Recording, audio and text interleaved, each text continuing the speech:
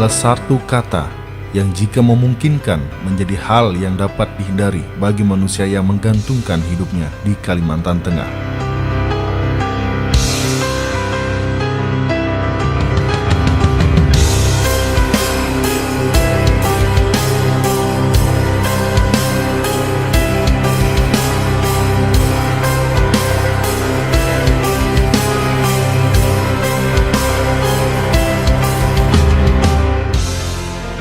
Ketika musim kemarau tiba, banyak sekali dampak negatif yang dihasilkan di bumi Tambun Bungai.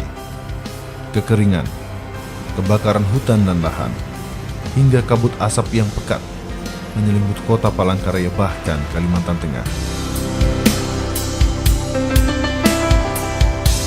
Berbagai sektor kehidupan menjadi lumpuh. Pendidikan,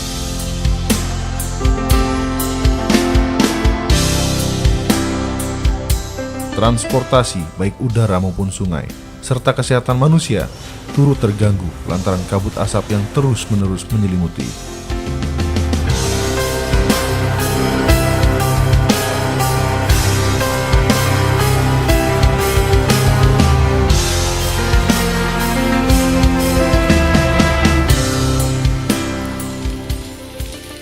Salah satu penanganan dalam penanggulangan bencana kebakaran hutan dan lahan yakni pemadaman. Dalam kasus Kalimantan Tengah, kebakaran hutan dan lahan lebih dominan dilakukan oleh pemadam swakarsa masyarakat.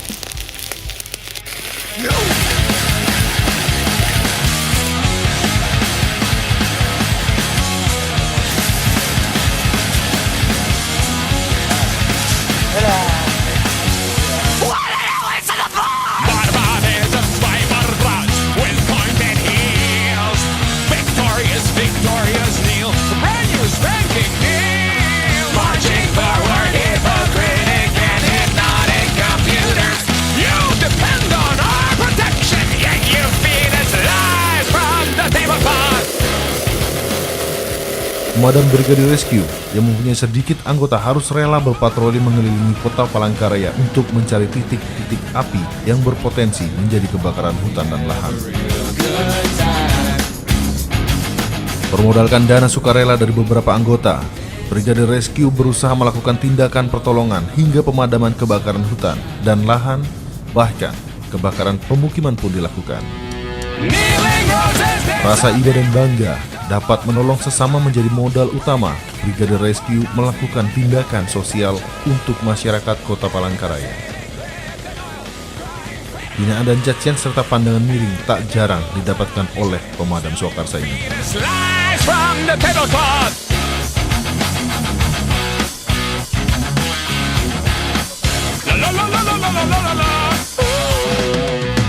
Everybody's going to the party, have a real good time. Dancing in the desert. Ian, salah seorang anggota Brigade Rescue, mengatakan bahwa dirinya aktif menjadi anggota Brigade Rescue karena jiwa sosialnya terpanggil ketika masyarakat terkena musibah. Dalam 1,5 tahun ini, dirinya aktif membantu meringankan derita masyarakat yang sedang tertimpa musibah, khususnya musibah kebakaran. Untuk ikut Brigade Rescue sudah 1,5 tahun. Terus kenapa memilih? Ini kan pekerjaan sosial. Karena jiwa saya sudah terpanggil untuk membantu masyarakat yang lagi kena musibah, kebakaran atau kebakaran lahan. Suka dukanya apa? Suka dukanya, kalau sukanya saling bantu-membantu, gotong-menggotong. Kalau dukanya yaitu terkendala di lapangan, seperti air, nggak ada jalan yang tidak bisa ditembus, ya itu kendala. Kalau Brigade Rescue berapa orang anggota? Brigade Rescue sekitar 30 orang. Semuanya aktif di kota Palangkaraya? Iya, yang aktif kota Palangkaraya 30 orang. Kalau patroli rutin dilakukan setiap apa? Patroli rutin dilakukan 5 hari. 5 hari sekali? 5 kali sekali dalam 1 minggu.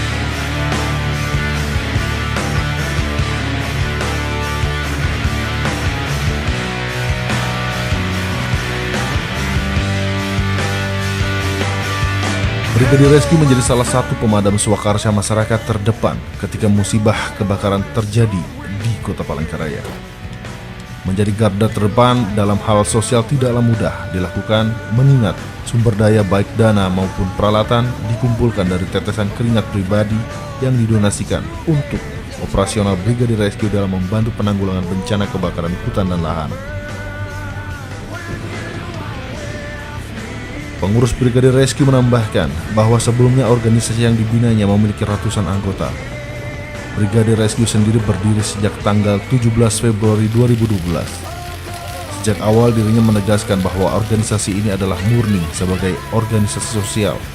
Sebisa mungkin Brigadir Rescue berdiri mandiri, tidak mengikuti kegiatan komersil bahkan kegiatan politik. Sambil berkaca-kaca, Saiful Rahman menceritakan suka duka menjadi pengurus organisasi yang berdiri karena penderitaan sesama. Sistem perekrutannya dari awal itu ya kita ceritakan bahwa keberadaan kita di Palangkaraya ini adalah tugas sosial dan tidak non bisnis dan non politik kan. Nah jadi kita swadaya, dananya pun swadaya. Jadi itu kita bina sejak dari nol hingga sekarang. Sekarang berapa anggotanya? Dulu anggotanya sampai 110. Nah cuman karena mereka kira ya mungkin ada yang kurang mengerti atau apa, dikira mungkin ada imbalan atau ada honor, jadi sekarang berkurang. Jadi sekarang ini ya sekitar 30-an lah yang aktif.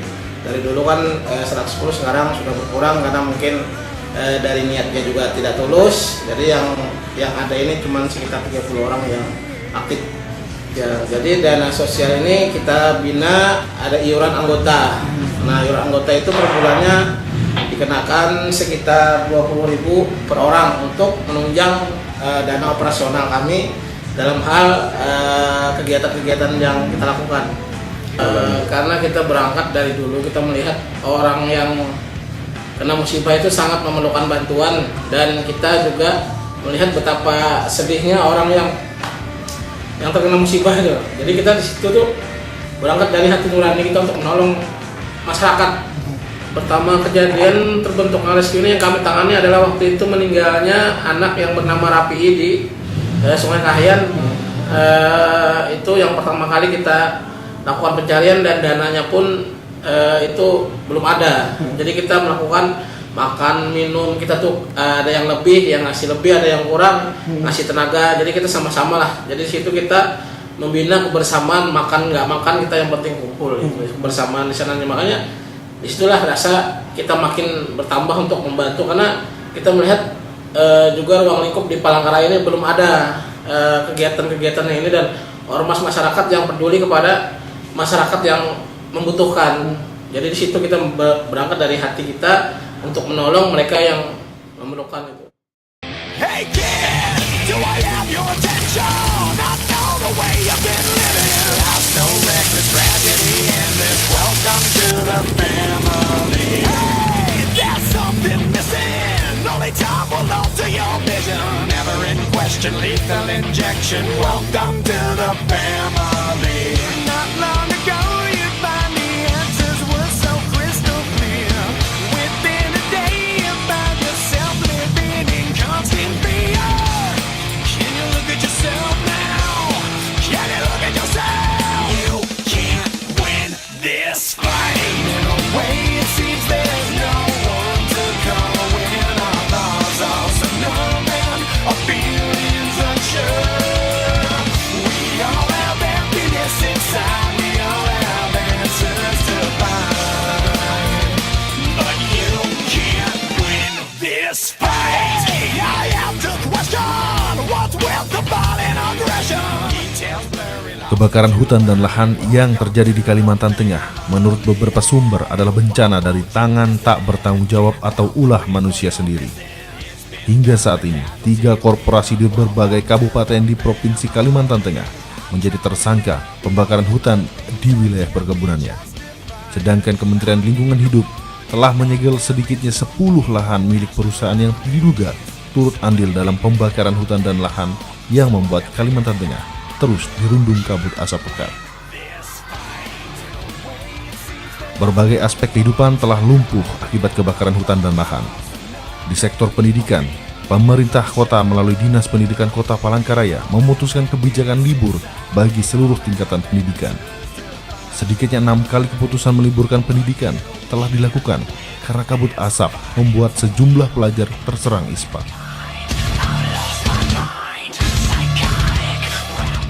Ketertinggalan materi pelajaran pun menjadi momok tersendiri lantaran seringnya libur karena asap diadakan.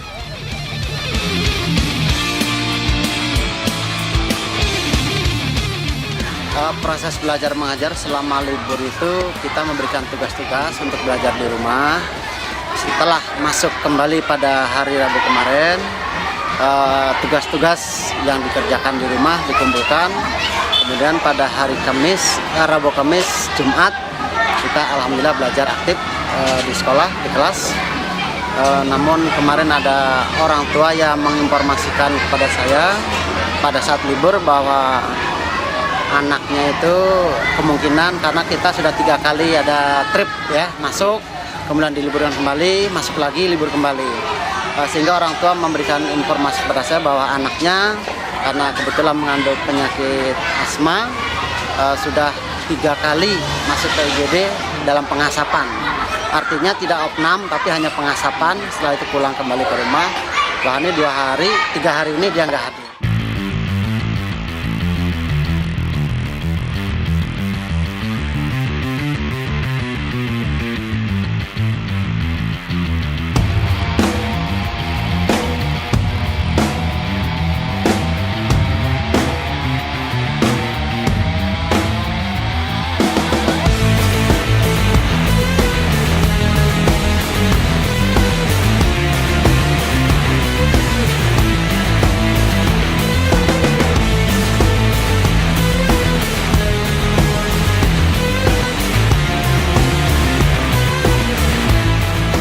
Tak hanya pendidikan saja, sektor penerbangan atau jalur transportasi udara di Bandara Cilikriwut Palangkaraya pun menjadi terkendala. Berbagai maskapai penerbangan memutuskan untuk menutup sementara jalur penerbangannya. Kabut asap pekat membuat kerugian secara material harus diderita oleh salah satu maskapai penerbangan yang melayani jalur antar pulau.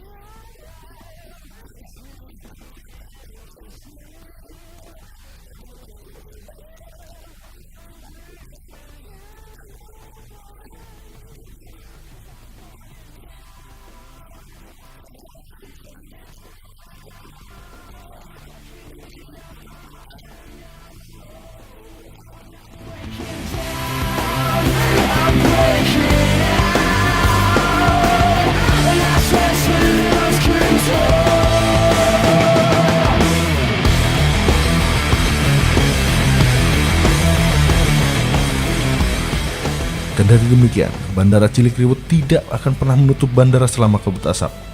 Bandara adalah salah satu jalur transportasi vital yang tidak mungkin ditutup. Bahkan, Bandara Cilikriwut memberlakukan extend time atau penambahan jam layanan kepada masyarakat yang masih memungkinkan melakukan penerbangan. Akibat kabut asap yang menyelimuti Palangkaraya, target penerimaan Bandara Cilikriwut menurun hingga 55%. Penerimaan yang biasanya mencapai miliaran rupiah, kini hanya berkisar 500 juta rupiah per bulannya. Karena asap ini, akhirnya kami orang bandara memberikan persetujuan extend time, perpanjangan waktu operasi hours kita jam 12 malam atau jam 1 pagi pernah kita laksanakan. Tergantung permintaan daripada airline itu. Kalau dia menyatakan, Pak kami masih lanjut, monggo kami lanjutkan gitu. Tapi kalau bilang, Pak batal ya monggo juga gitu. Jelas yang bisa dipastikan tidak mungkin ditutup. Ya, karena kita nggak nutup, kita nggak ada perintah untuk menutup. Karena perintah layani extend gitu. Yang bandara-bandara yang bisa menutup itu Ya itu mungkin kebijakan dari itu kan, itu kebijakan dari perusahaan itu gitu. Kalau kami memang diinstruksikan tidak boleh, dengan ini kita harus membantu dalam rangka pelayan masyarakat, karena kepentingan masyarakat itu. Ya ada yang sangat-sangat urgent. Selama airline-nya mau melayani, kita layani airline gitu loh.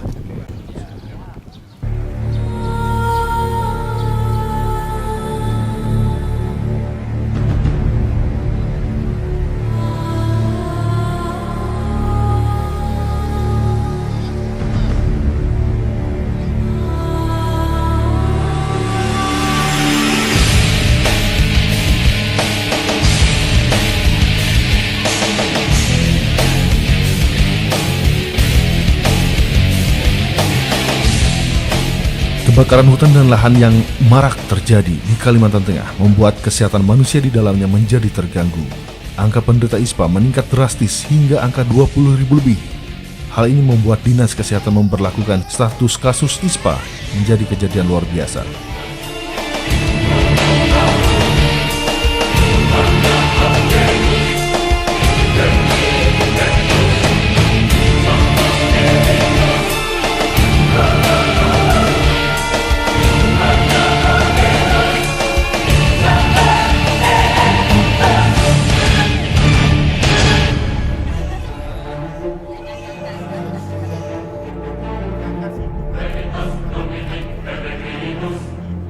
Bahkan diduga, kasus ISPA telah menelan satu korban, seorang balita harus meregang nyawa karena terlalu banyak menghirup kabut asap hasil kebakaran hutan dan lahan.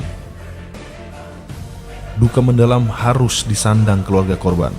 Walaupun pihak rumah sakit menyanggah tentang penyebab utama kematian balita ini, keluarga korban pun masih berharap agar kabut asap yang menyelimuti kota Palangkaraya dan sekitarnya agar cepat berlalu dan tidak ada korban jiwa lain.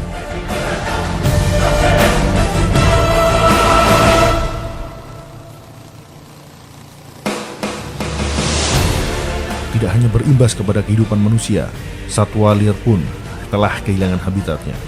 Hutan yang menjadi rumah dan tempat berkembang biak satwa liar pun telah rusak karena maraknya kebakaran hutan dan lahan. Tak jarang satwa liar dilindungi seperti orangutan nekat memasuki pekarangan dan kebun masyarakat untuk mencari makan.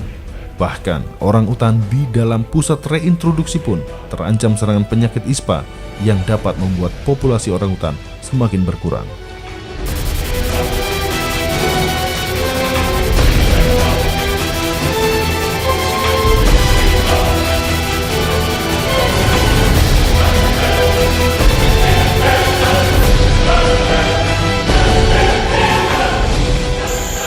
Kabut asap ini memang yang paling kami khawatirkan setiap tahunnya, karena kabut asap ini sangat berpengaruh, sangat besar terhadap orang utan kami, terutama itu untuk yang masih bayi. Saat ini untuk di akhir bulan Agustus kemarin aja dan September saat ini itu ada 6 individu bayi orang utan yang terkena ISPA yang sangat parah. Di samping itu orang utan dewasa yang ada di dalam kandang pun itu tak luput dari dampak asap ini. Beberapa orang utan kami itu relief dari penyakit air sakulitis. Ya, kami harapkan kepada pemerintah bukan hanya untuk penanganan saja yang ditingkatkan, tapi prepare-nya juga yang perlu ditingkatkan, karena dampak kebakaran ini sangat merugikan kita semua. Kami harapkan untuk tindakan preventing dari pemerintah adalah yang pertama, status lahan itu harus segera diselesaikan karena kita tahu sendiri bahwa hampir tiap tahun lahan-lahan yang kosong yang ada di sini itu dibakar setiap tahunnya tapi tidak ditanami, tahun depan dibakar lagi, dan itu juga yang menjadi salah satu penyebab utama terjadinya kebakaran. Di samping itu juga perizinan atau konsesi itu juga harus jelas, harus disertakan juga di dalam dokumen mereka seperti apa mereka pembukaan lahannya. Kalau memang itu dengan sistem bakar, ya saya rasa mungkin pemerintah harus berani untuk menindak tegas, izin mereka harus dicabut seperti itu.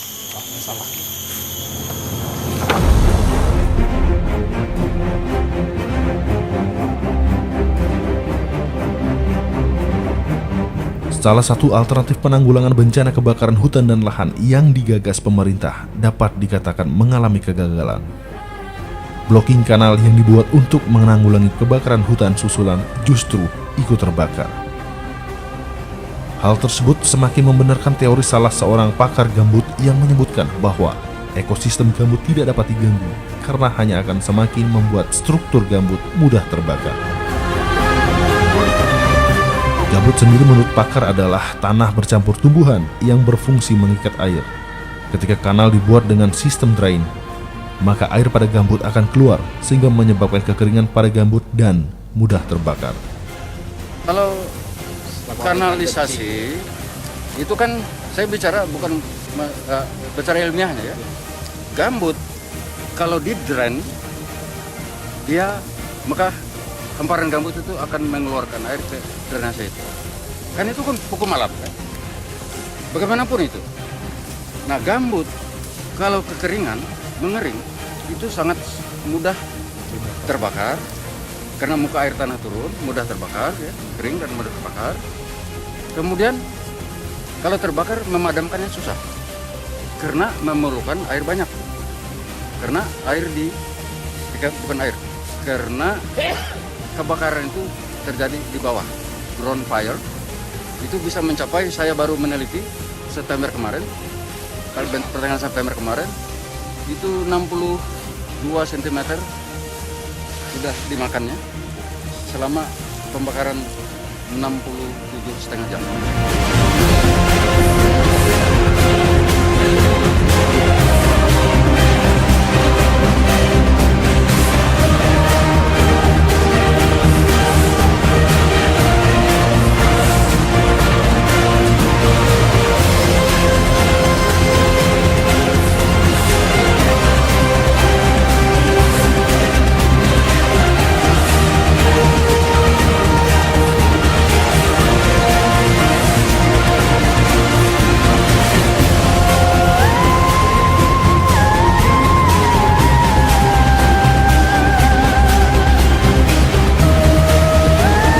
Berbagai gaya dan upaya telah dilakukan berbagai pihak, baik pemerintah maupun instansi penegak hukum, namun kebakaran hutan dan lahan masih saja terjadi. Kini saatnya manusia menengadahkan kepala dan bermohon kepada sang penguasa dunia untuk meminta agar bencana segera berlalu dan membuat kota Palangkaraya kembali layak menyandang nama sebagai kota cantik.